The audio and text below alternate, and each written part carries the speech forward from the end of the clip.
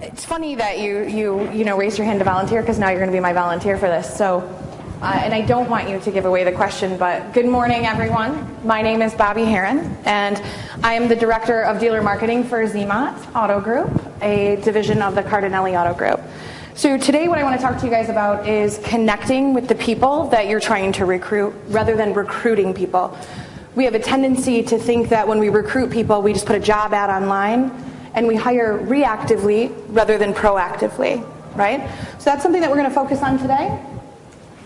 And what I want to start with for you guys is my most recent job search. And I think this is important because not only am I a woman in the automotive industry, but I'm also a millennial on the cusp. And many of you think that when you think of millennials, you're thinking of people who are just coming out of college, people who are entry level. I hear a lot of people say things like, well, you know, those millennials, they just want to work a flexible schedule. That's not always true for all of us. So I think it's important that we start looking at our industry as a whole in a whole different way.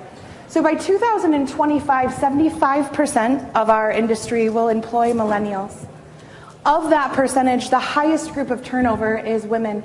And so I don't want you to think in this session that we're talking about just women and millennials. What we're talking about is a different way to approach the consumer experience within our stores, or if you're a vendor within your dealers, by recruiting the people who share the same message as the people that are searching for you. So to start with, 12 weeks ago, I decided to leave my job at Garber Automotive. I had been there for 6 years. I've worked my way up through the ranks, so I've worked in every department in a dealership successfully, hit every quota, sales goals, and I'm known for building teams. In my entire 16 years in my career, I've had 2 people quit working for me. 1, because I was a bad leader at the time, didn't know better, and 2, because they got a better job offer. Of that time, I promoted many people. But during that time, the biggest focus that I had was doing things differently. So 12 weeks ago, I decided to leave my job. And I decided, instead of doing it the regular way and calling everybody and saying, is anybody hiring? Can I reach out to you? Can anybody help me find something? I said, you know what I'm going to do? I'm known for being progressive. I'm a little edgy. I like to think outside of the box. So what I'm going to do is I'm going to do a viral job campaign. And all my friends in the industry started calling me, and they said, what are you going to do? And I said, I'm going to do an online interview. We're going to call it Dealer Therapy. Subi Ghosh, if you're familiar with her, called me up. She hosted a Google Hangout called Dealer Therapy, and I went on the raw about what I was looking for. Everything. Income, the position, what I was willing to do. Was I willing to go vendor? Was I willing to stay dealer? How was I going to do the search? And we promoted it everywhere. Had everybody go out on a limb on this thing, right? From there, I segmented targeted processes in Facebook and Twitter, and I hit the companies that I was interested in working for. I never made a phone call to a company. I never applied for a position. Never, not one time during that time did I apply for a position.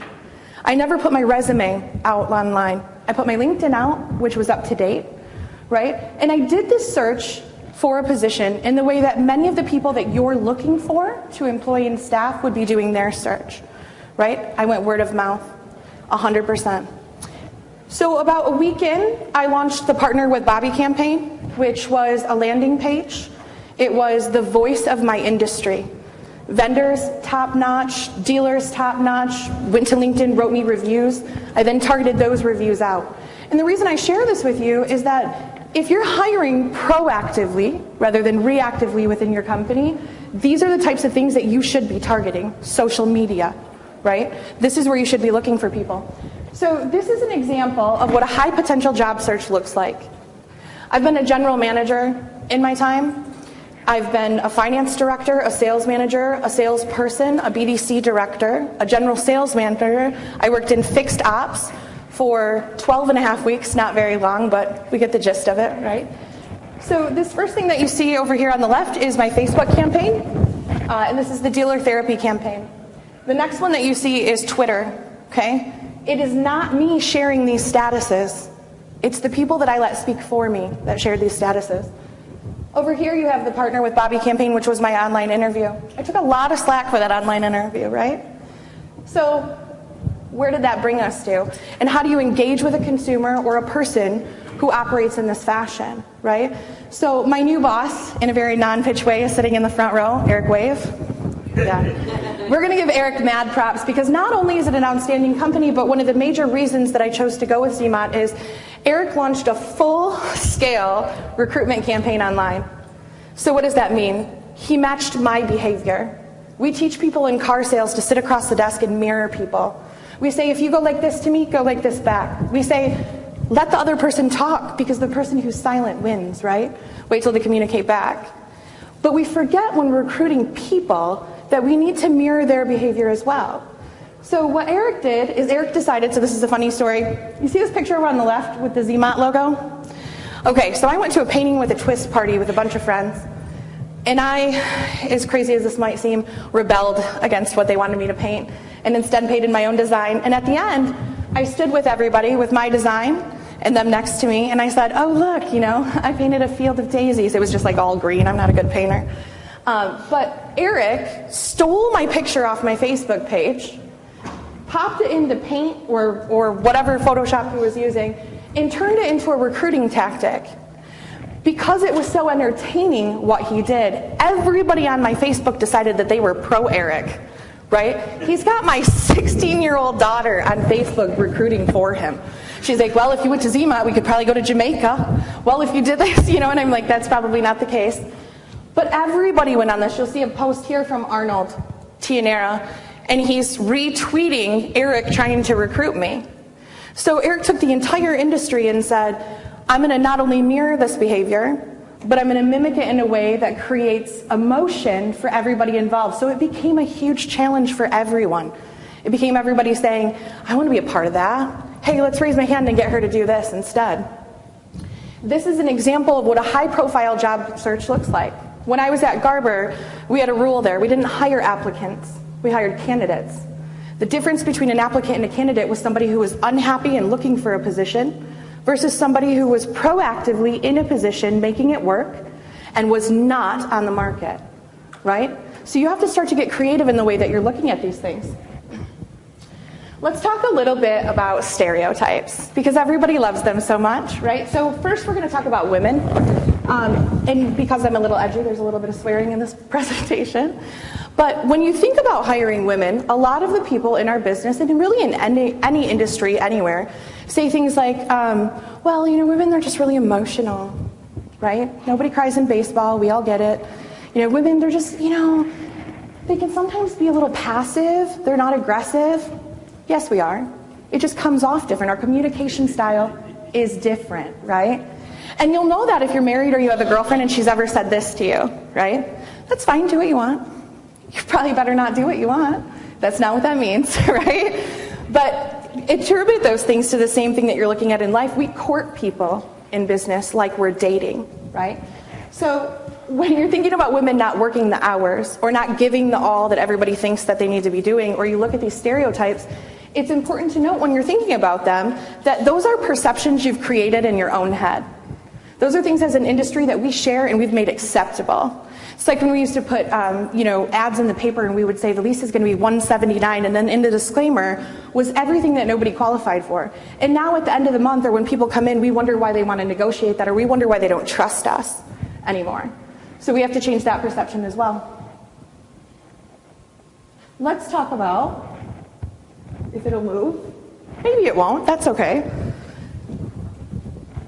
If you are nothing more than a face on a newsletter or an email, then you have no motivation for your employees. And that goes right back into the next thing we're going to talk about, which is millennials. I am so over hearing the word millennial. Good God, right? How about we stop thinking about the people that we're talking to and we're engaging with as women or millennials or men, and how about we start thinking about them as people who have different personality types, and we begin to hire and manage in that way. Right? So stop saying to yourself, well, they're a millennial, so I need to give them a flexible pay plan, and oh my gosh, they're only going to work 35 hours. Or stop saying to them, well, she's got kids, she probably can't, do it that way. And we start managing people in a way that's based off of their personality. We start hiring that way. We start to see an increase in our revenue with our teams. The number one cost in a dealership is what? Does anybody know? Turnover. It's turnover. It's crazy, the numbers. These stereotypes don't help. Now, we joke around and talk about how millennials need trophies, right? We all got trophies. I do like a trophy. I'm not going to lie to you. But I'll work my ass off for that trophy, and you'll feel good giving it to me. And your team can be the same way, okay? Screen obsessed. I love this about millennials. We're walking and texting. Yesterday I almost ran into a fountain, and I am a professional texter and walker. It was really bad, right? I was like, that'll be good. Somebody will help me out. It'll be fine. I was sober. But because they're screen obsessed, let's market to them as we're hiring the same way we would with a consumer. Let's be where the people are that we want to work for us. Get on the screen. Get out of the comfort level, because we don't engage with consumers in ways that are comfortable to us, and if we are, we need to change that pattern of behavior. But we are so bad about recruiting in a way that sends a message that we're only going to do it the way that we're used to rather than new ways. Okay? Let's see if I can get this sucker to work. Nope, so we'll be staying up here. All right, so what's all the hype? Why do you need to hire women and millennials anyways, right? Women make up half of today's buyers, influence around 80% of the buying decision. In the next 10 years, it's projected that the market spend in the entire United States for every industry will raise to 65% of women actually making the final decision on that. Why would you not want the face of your dealership, the face of your business, to look like the face of your customer? Right? This is hugely important. Did you know that across the nation, companies with women at the top outperform their peers by 15%? That's a huge number, right? So we're talking about that and we're saying, what does 15% look like for you on the books? Because I know what it looks like for us. By 2025, again, 75% of the workforce, and millennials dominate technology. So I always hear people say, if I hire millennials, then what about my old dogs? Right? And we're going to talk about that today because we're going to talk about how you pair them up. Switch over here. All right, so a couple things we're going to cover today: how to properly write job ads, compensation and negotiations, structured pay plans, and retaining the high potential talent you have. It does you no good to do all these recruiting efforts if you don't retain the people that you bring in. All right, so the number one cost for a dealership is people. The cost is 3 times the amount, and this is according to NADA's study last year, the operations workforce study. So if we're talking about the people that we have in currently, then we would say dealership employees, sales consultant, and female sales consultants, and this is how the spend is broken up for NADA. So obviously, what's up this year? Sales consultants are up 6% on turnover rate. 6% is a lot. If you think about what you're putting into the average employee, according to NADA and the DO study, each employee that you lose in a management position that turns over will cost you 1 to 3 times their average salary for a year. That's massive. If you think about all the things that we're cutting all the time, we're looking at marketing, we're looking at where are we getting an ROI at. Nobody's really looking at the ROI of their people and what you're spending. It's extremely expensive to have turnover. Dealership employees, the turnover is up to 39% last year. 72 on sales consultants, and can anybody tell me what the number is for women? What would you guess? 20. What did you say? 20? Much higher than 20, right? Let me show you what that looks like. 90%. So if I came into your business and I said to you, I have a way to increase your investment by 15%, save you $70,000 on average this year, and I'm going to do it all with what you're already using. I'm not even going to change a thing. I'm not going to ask you for more money. I'm not going to do any of that. Would anybody say, no, I'm not interested in that? You're not going to say that. And this is where it comes in, is the people on your staff. It's retaining those people. Let's look at what's the difference between being connected, starting with job descriptions. For the love of God, please stop writing job descriptions that say things like, I know people get creative and they're like, oh, we're looking for a ninja. A ninja's not going to appeal to me. Oh, we're looking for a rock star. Probably not. That's not going to grab my attention. That's not creative. That's lazy copying, is what that is. Stop writing job descriptions that aren't real job descriptions, and let's focus on why I should work for you, right? In my age group, with women, or with millennials, or with men, it doesn't matter, because remember, that number includes men, those millennials that are coming in. All of those things are attributed to places that people want to work. Why do I want to work for you, especially in an industry that has the highest turnover in corporate America, right? So when we're writing job descriptions, be very thorough about them. When you start talking about what you're going to have, think about this Pew's Digital Era Research Report. And if you haven't seen that, it's available on the Hirology website. There's some great handouts out there, and that digital results are on there as well. The internet is a key resource for reaching active job seekers. Stop writing job descriptions that don't look good on mobile. Stop making them in a way that they don't look good unresponsive and take the time to actually put that out there. That's a huge one, and it sounds very simple, what I'm saying, right? Rewrite your job ads. Rewrite your job ads to showcase the culture that you have in the stores that you work in and that you're hiring for. Also, make yourself stand out in a comments thing. So many times I see people do job descriptions and it's a copy from another company, right? So if we're looking at, let me make this pull up. Apologize for the stops in this while I'm finding this. Okay. You're going to need a unique job title. That's a big part of this. You're going to need responsibilities highlighting the company, the culture, the environment, the career paths, and the job perks. Recently, we opened a new office in Michigan for my new job. And what we did when we looked at the office is we looked for work perks, things that would be relevant to people that we were hiring. Right? We're going to hire a lot of millennials. So we looked for things like we have a gym in our building. We have 2 heated pools in our building and a coffee shop. None of that costs my company extra money to offer. Every one of those is a work perk for the people that we're hiring. Right? So that's a cultural thing. Mobile friendly. This is a huge one. So I took a look at some of the dealership websites, including my past ones. And what I saw consistently amongst everybody was that nobody was looking at mobile friendly applications and resumes. So if you think about screen-obsessed people or people who are sitting in front, I'm probably not going to ever do a job search on a desktop. But I am going to pull out a mobile device, I'm going to pull up my information, I'm going to submit it through. So you have to start thinking about the why buy for who you're hiring on your websites, right? Those should have a career page, it should showcase everything that you're doing, and it should be mobile-friendly for submission. If you're using a tag program, if you have a recruiter in your company and you're using a tag program, please stop doing that. People are flattening their resumes now in PDF files so that they print pretty. They're putting things like pictures in them. And we as an industry are still doing things like pulling stuff in and looking for keywords. Like even SEO caught up to that. No more stuffing. Okay? So mobile friendly is huge. That's where the majority of the web searches are coming from in any age demographic. All right. Why work for us? So Sean, can you come up and be my Vanna White, please? I need you to pull up a video for me. Doesn't Sean look like, has everybody met Sean Rains? No? Can we get a round of applause for Sean Rains, please? I'm going to have Sean pull up an example of something I want to show you guys. In the interest of not crashing, I didn't embed it into my video file. You'll appreciate that if you've ever seen me speak. That happens a lot. So if you can go to YouTube for me. So let's talk. What's YouTube? You're not familiar with YouTube? Why doesn't that surprise me? What age group? Do you have a watch on? What are you? I'm not a millennial. What are you, a boomer? No. Generation X. His session is on hairbands. I'm going to let that speak for itself. Sean, you want my glasses? So when we're talking about why work for us, I am going to give you some examples of this, but I know that you've heard for the last couple of years that anything that you've attended that you need a why work for us or a why buy from us, right? So put it on your website, give us a reason. What about a why work for us? Let your employees speak for why this is a great place to work. Why should they be in your company?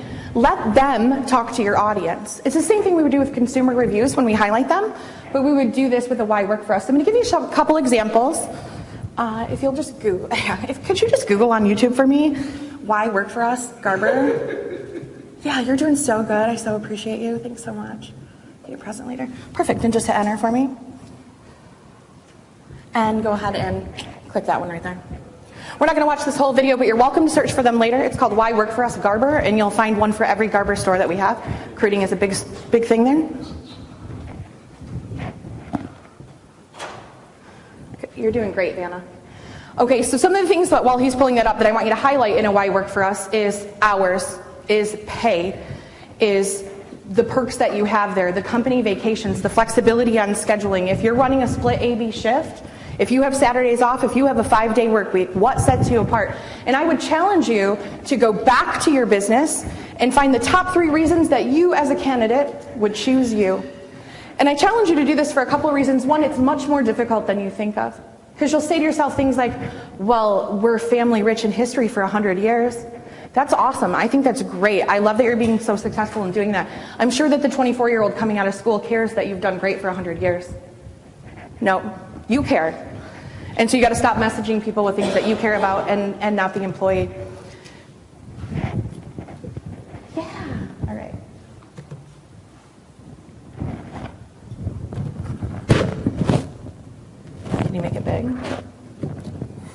Can you just make it have volume? Sure. Maybe. Okay, just for fun while he's doing this, let's play a game. Who hasn't done this yet? So let's go with Jeremy. Jeremy, when you're in the hiring process, I have a question for you, okay? So a woman, and Joey Little gave this to me, said I had to give him credit for it. So a woman attends a funeral for her mother. While she's there, she sees the man and she falls immediately in love. Immediately in love. She's, oh, my heart is just racing. I need to touch him. She leaves the funeral and 3 days later she kills her sister.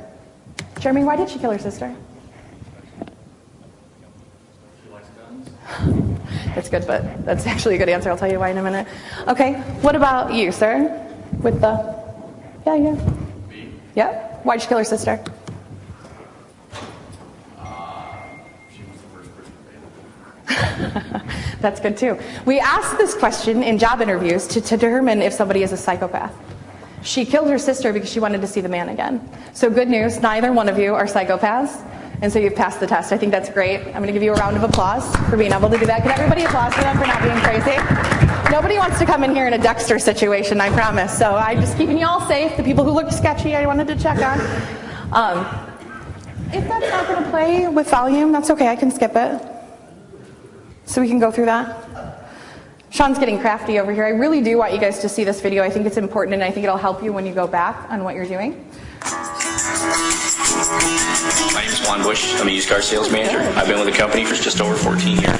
And, you know, I worked at another dealership for a short stint, and it wasn't very family-oriented. This company is very family-oriented. It gives me the opportunity to keep my employees around for a very long time as well. It's a great place to work because we feel like a family here. We take care of each other, we support each other, and it's just a great place to work. What makes the team I work with great is their honesty, their integrity, their willingness to help us, whether it be here at work or it be at home. They're just genuinely good people. Being new in this business, I don't know everything, obviously, and they're there always having my back. My favorite part about working at Garber Buick is the people and the culture we have here. I absolutely love coming to work. I have a really close work family, I feel like, and all the other employees are just there for each other, and we have a lot of fun at work. I know I have value here at Garber Buick because they let us know that we have value, and they let us know when we're doing a good job. You know, a pat on the back, or hey, you're doing great, or whatever you just did, you know, hey, that looked wonderful, is worth so much more than money. We do have the gung-ho attitude. It's not hard to get somebody else to come and help you if you're busy with other customers. And then just bring the presentation back up. Okay, so what I want to highlight on here, and again, you guys can go back and look at these anytime, but what I want to highlight on here for you is this campaign was directed at hiring millennials and women, and millennial men, millennial women, both ways. So if you notice, what did we feature? Did you see how many women are in there? Do you believe we even have that many women that work in that dealership? This dealership has less than a 3% turnover rate and employs 65% women in the dealership. In leadership, 3 of the 4 managers are women, and on the floor, we had a pair-up process between millennials and the old car guys. We'll talk about that more as we get into compensation plans. But that's a big part of it, right? So, let's go back to, yeah, thank you. Let me skip this back here. Why should you work here? Oh, we're wonderful, we're lovely, right? If you're looking at a dealership, what is scary for people coming into the business? It's commission, right? That's the biggest thing people say. I'm a little concerned about commission. I'm a little bit concerned about the turnover. So let your employees speak about why that's not an issue where you're at. Let them share that message and let it be genuine. We did not pay any of our employees to do this. We asked them to be brutally honest, and we made a video that was brutally honest, only that one was not for the audience that we were trying to recruit. That was for our own internal teams to be able to see the issues that we were faced with that we needed to handle. The next thing I want to talk to you about is social media and job boards. If you're not advertising for positions on Facebook, you're missing the game. I didn't advertise that I was available anywhere but Facebook and Twitter. In the 12 weeks that I was searching for a position, in the first week after I posted my job ad, I had 43 offers between dealers and vendors. When I drilled down to who I thought was serious or who I wanted to work for, I had 27 opportunities. Of the 27, I went to the next level with 14. Of that, I drilled it down to my top 5. They were my candidates. See, in my generation, or when I'm thinking about levels of things, and I'm a very humble person, I'm a very appreciative person, I'm not cocky, but I am confident. And so when I looked at these positions, in my mind, I was interviewing them for an opportunity to work with me, as much as they were interviewing me for an opportunity to work with them. That mindset is pretty traditional in my age group, in my generation. Somebody let this gentleman in. Oh, he's good, never mind. He tried, we'll give him props for that. So channel your inner millennial. Start thinking about social media and job boards and where you're targeting, and start targeting the people that you really want to bring in. Job boards, again, the same thing. There are a lot of job boards out there. You should be familiar with the type of job boards that are going to supply you with the people you're looking at. Just like a lead source, we need to think of it the same way. So when you're writing and you're on these social media and job boards, channel your inner millennial. Show off a little bit. Talk about why you want to be there, and talk about it in an area where people are available and where that's what they're paying attention to. Mirror their actions back, okay? If I'm engaging with you that way, engage with me that way. Give me a reason to be there so I know that you're going to listen. All right. The next thing is diversity. So in these slides, you're going to see little pro tips on the side. Diversity is a huge thing in your group. During my job search, and I use this because it's something that just recently happened, I spent time with a company that I never thought I would be interested in working for on one of their dealer panels. And I went to their company on this dealer panel, and I sat around a table, and I looked around, and I was in awe of the diversity at the table. There were men, women, every ethnic group. Everybody was listening and collaborating. That's something that our generation really likes, right? And I was in awe of this company, and it made them a contender on a list that I never thought that they would be a contender on. And so this is what's happening. We're seeing these things. It's also 25% is the increase in profit for a company nationally that employs a diverse leadership team. See, we have an issue in our industry of hiring people we like. Only when we hire people we like, what happens is we hire people like us. There's no collaboration, there's no challenge, there's no intimidation. Those things for growth are essential. So that's going to be a big part of what we're looking at here as well. So let's talk about some pro tips for recruiting people, right? Does anybody in the room have a bonus plan for employee referrals and retention? Oh my gosh, I'm so glad to see that. So how many of you at 1 year in pay a retention bonus? Any? That shocks me because it's so rare. I'm not surprised AJ would. Part of the problem that we have is we'll pay somebody a bonus for bringing somebody on, but we won't pay them a bonus for investing in the success of that person. And as thought leaders, as leaders in an industry, we're not capable of doing everything all the time by ourselves. So when we bring people in, and I say, Natalie, you brought in Ashley, here's your bonus. Natalie, now Ashley's success is tied to yours. Now what have we created? Internally, we've created what's called a sponsor for that person. It will be important to Natalie that Ashley's success is critical. She'll get a bonus, but more importantly, she'll get a bond. And that's something that we struggle with in our industry as well. So if you don't have this in place yet, it doesn't have to be huge. You can do something as simple as $100 for bringing somebody in. You can do something as simple as $500 for retention. Always pay more for retention than you do for hiring. Okay. All right, let's talk about how we hire people, because this is a big issue in many industries. We have a tendency to hire what we call reactively, right? Salesperson quits, sales manager leaves, oh shit, who do we have in the bullpen? Probably nobody, right? Now you're hiring people for the wrong reasons, and what happens there? We increase turnover. That's why you're seeing such huge numbers from NADA. It's because we don't hire properly in the beginning. Okay, so a couple of the key things that I'd like you guys to think about is, obviously everybody knows to do a background check. How many of you do personality assessments in the room? Huge, right? Not only for hiring, but again, for retention. If you're a group or you have multiple locations, when you hire somebody, it should not be that you are placing them at a location because that location needs the person. It should be that you are placing them at a location where they will have retention because they have the personality to be like-minded to the manager and to be managed appropriately. Okay, the other part of that is, again, we have a tendency to hire people we like. So start using personality assessments so that you're hiring people for a position that they fit in. We can know that we want somebody on our team, but we also have to make sure that we've done them the due diligence and the fairness to set them up for success. And that happens when you're where you're supposed to be. Social media reviews, this is a huge one. Are all of you checking people's Facebooks? Looking at LinkedIn, Twitter? Okay, perfect. So here's the next level that I'd like you to look at with that. I see people look at it, and I see them look at just the postings, but then they forget to look at the comments. So here's a little pro tip if you're not huge on Facebook. If my public profile picture is private, or is public, everything else is private, I'll tell you what I tell my kids, right? You become the people that you surround yourself with. Friends are like elevators. They'll take you up or they'll take you down. So friends that are like elevators will also make inappropriate comments all over your Facebook page that you cannot control. And if it's a public picture, you can read it. So look for those engagements and those interactions, right? That's a huge, huge, huge thing. Be looking at their LinkedIn, be looking at their Twitter. I mean, just do a basic Google search of somebody with some air quotes around it, and you're going to be able to get that information. An extensive phone interview. The most important thing I could tell you if you're staffing a BDC, which is kind of what I'm known for, is that you should be first doing a phone interview. Don't you want to hear what they sound like on the phone? Do you want to hear how they engage, the inflection in their voice? Do they smile when they're talking? Do you hear it through that? Vital to the success of anything that you're working on for prospecting. The other part of that is, we call it fake it until you make it in our business, right? So what happens is, I can sit through an interview and school anything. Lovely, interview like a dream. But on the second interview, am I going to be able to maintain that same level of, I don't want to call it fakeness, but that's what it is, right?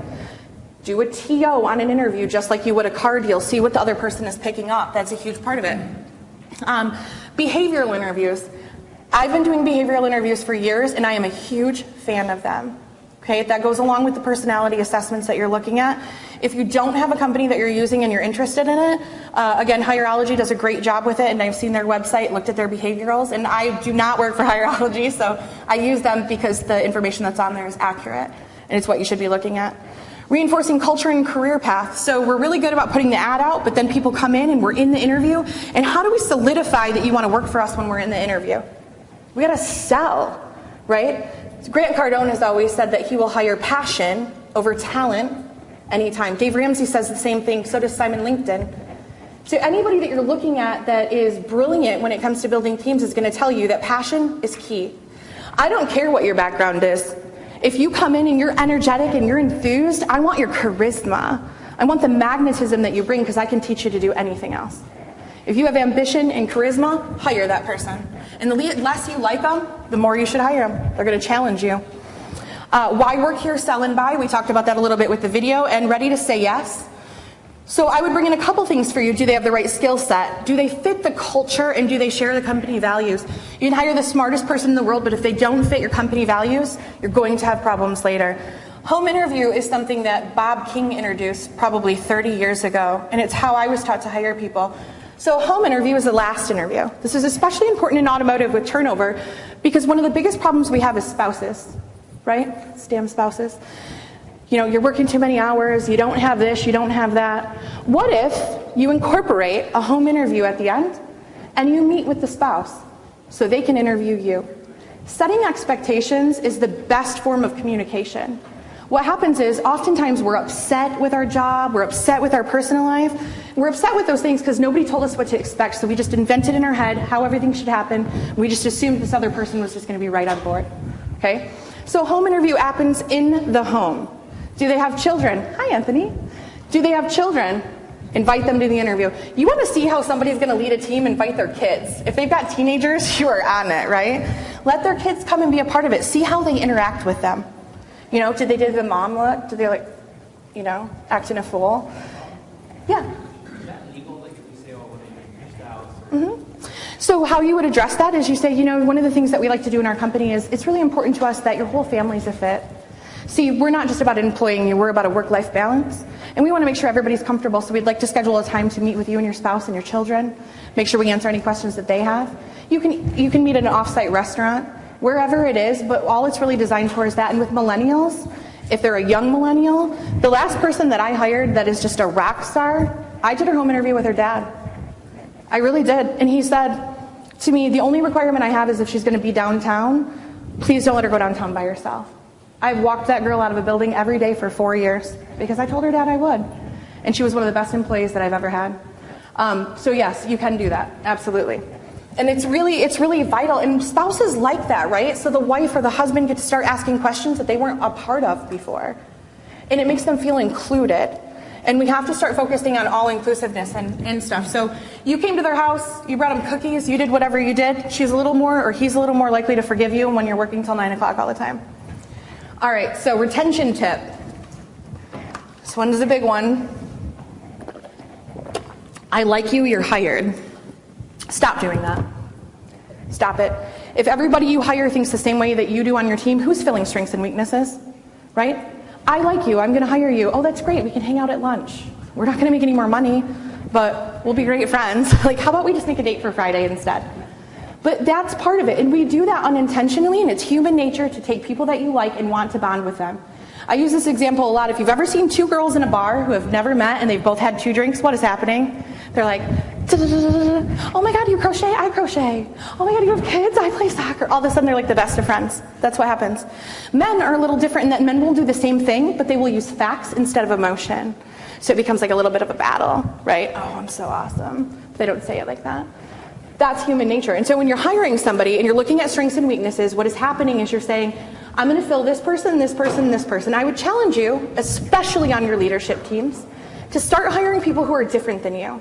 Start hiring people who you can collaborate with, that will challenge you, that are not intimidated by you, and that will come up with different ideas. If you're the only one growing your business, you might as well just run it yourself and not do anything with anybody else. Okay, this is a huge one, and it's very uncomfortable. It's a very difficult change to make because it's that human nature part of it. I would definitely challenge you to do that, and bring in a TO from somebody who's in another department. Are you hiring for service? Bring in the sales manager for the TO. Are you hiring for the office? Bring in the finance manager for the TO. Force that bond in the beginning and let somebody who has a different mindset think of things differently than you do. Okay? That will help your retention. All right, we talked about that already. So let you know a secret, if you look at any one of the polls, and I don't make these numbers up, although 90% of statistics are made up on the spot, so you can take like half of what I say and call it good. But if you look at the statistics for men and women, diverse-wise, in a company, you will find that all of the reports from this year, between the percentage of 30 and 60% increase in ROI when you have a diverse leadership team that includes both men and women. The reason for that is we have fact and we have emotion. And if we're hiring people who are thinking different, then all of a sudden you turn a team into thought leaders instead of one person. I would tell you the same thing while we're talking about this. I have people say to me, well, I have a 40-car guy, I'm not going to get rid of him. If you have a 40-car guy, he's probably selling 60 if you do stuff the way you tell him to. You want to lose 20 car deals? People always look at it as a gain. That's not what it is. Okay? So, welcome to the team. Here's where we get into retention. We've talked about connecting, right? This is where it gets a little bit different. So the day one drill down. I've had a policy in place for 9 years, the last 9 years of my career. If you start working for me on the day you get there, I am available to you. When you sit down at your desk, you will have a computer, you will have a business card, you will have an email, you will have a password to everything that you need, because how dare you hire somebody and then not set them up for success? What does that say when they come in the first day and they have to wait for 3 hours for you because you're in a meeting, closing a deal, whatever it is? It says, this is the precedent we have now. We can screw around for the first 3 hours of every day. That is not the message that you want to send. Have their stuff ready. Show them that they're valued so that you can retain them later. There's nothing worse than feeling like you walked into a job and nobody cared that you were there. Okay? Same thing with walking them around to everybody. I always see people walk people around dealerships and they do like the generic, like, hi, this is so-and-so. Oh, she's starting tomorrow. Hi, this is so-and-so. Instead of doing that, when you walk them around, I want you to really think about one thing that is great about that person. One reason that you hired them, and I want you to share that when you walk them around. Okay? This is called building a bond between your teams, and retention works when everybody wants to be there, because people don't quit jobs, really. They quit people. They quit people. That's what they do. That's why when a very successful leader walks out of a very unsuccessful business or successful business, their people will follow them. All you got to do is raise your hand, your people will go with you. That is a sign of a leader. And that is somebody who worked on retention and worked in the recruiting process. Scheduling for success. This is a controversial topic in our industry for me to say that people shouldn't work 90 hours a week. If you are still in the mindset that people should work 90 hours a week, I challenge you to sit back and look at your business. Because people with a home-life balance are more efficient. If people know that you care about them, they will care about you, and they will work harder for you. They will do anything that you ask them to do, and they will do it with 20 times the efficiency because you cared if their home life had a balance. So we used to have a saying, don't flood the floor, right? Don't hire 20 people and flood the floor. Why is that even a thing anymore? Salespeople are now responsible for bringing in 50% of their own business. So that's not flooding the floor, that's creating opportunities. But what it does give you the ability to do is give people a 5-day work week. Give them a 6-day work week. I am not a morning person. I'm great at a lot of things in life, but the mornings are not for me. I would much rather come into work at 11 and work till 10 o'clock at night. I work till 4 a.m. some days. And that flexibility that's been provided to me to be able to do that is important. And it's important to a lot of people. People are efficient at different levels. So when you're thinking about scheduling, When you're doing your forecasting, look at your people and say, if I scheduled you for 40 hours a week and you end up working 50 or 60, that's what happens in sales, right? We're busy, we have people come in.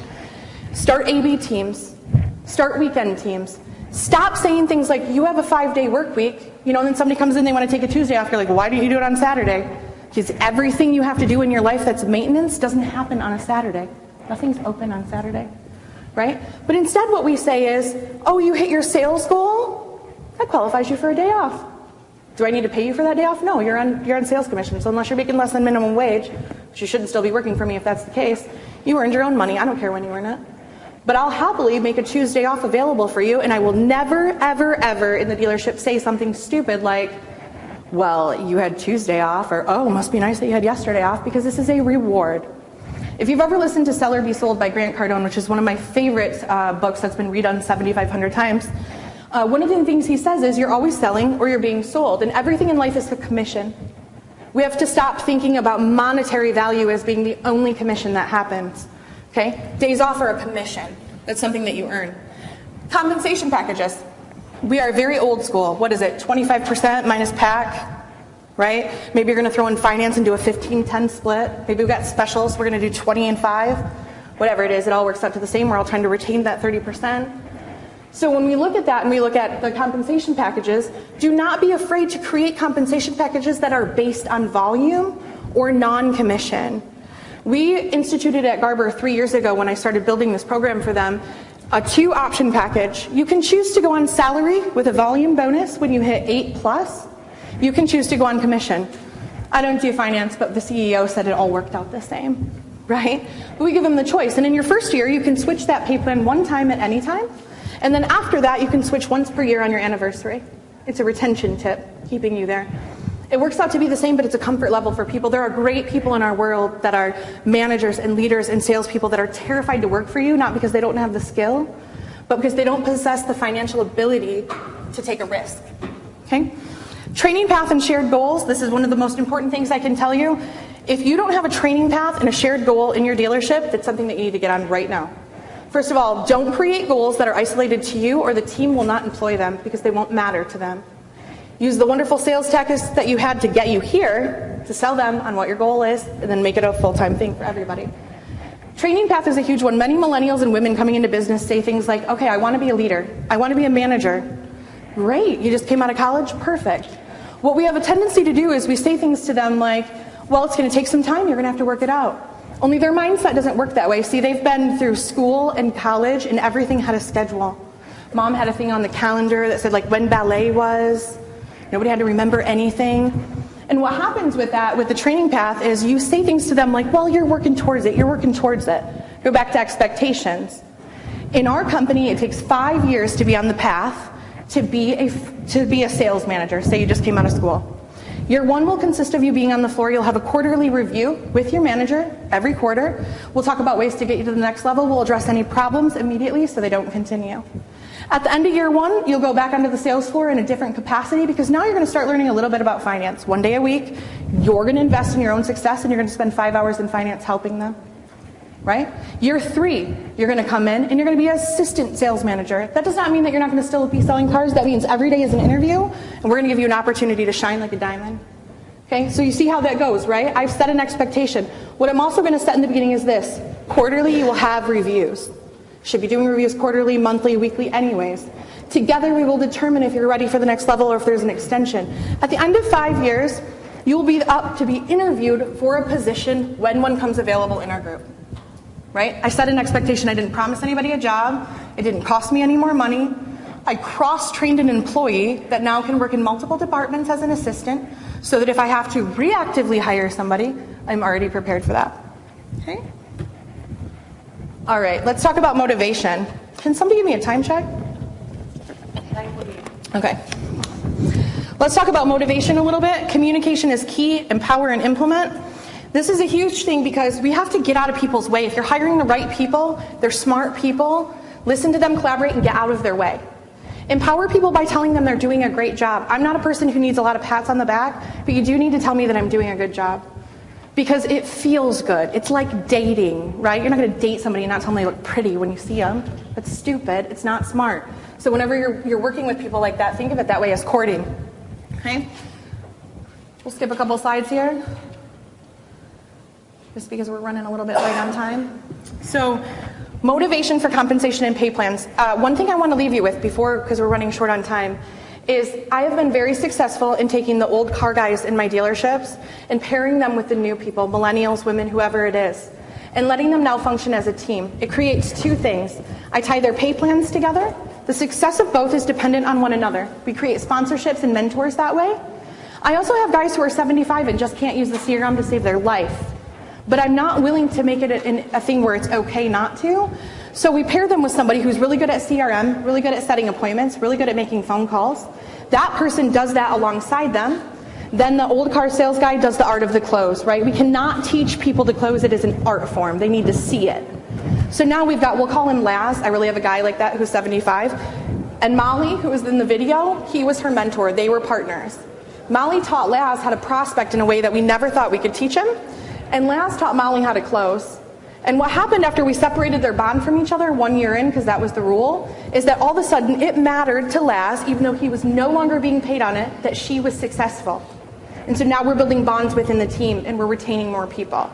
That's a huge thing. If you have any questions on how you make that work with a pay plan without increasing the amount that you're paying out, let me know. It works with volume bonuses and a couple different things. I'd be happy to help you with that.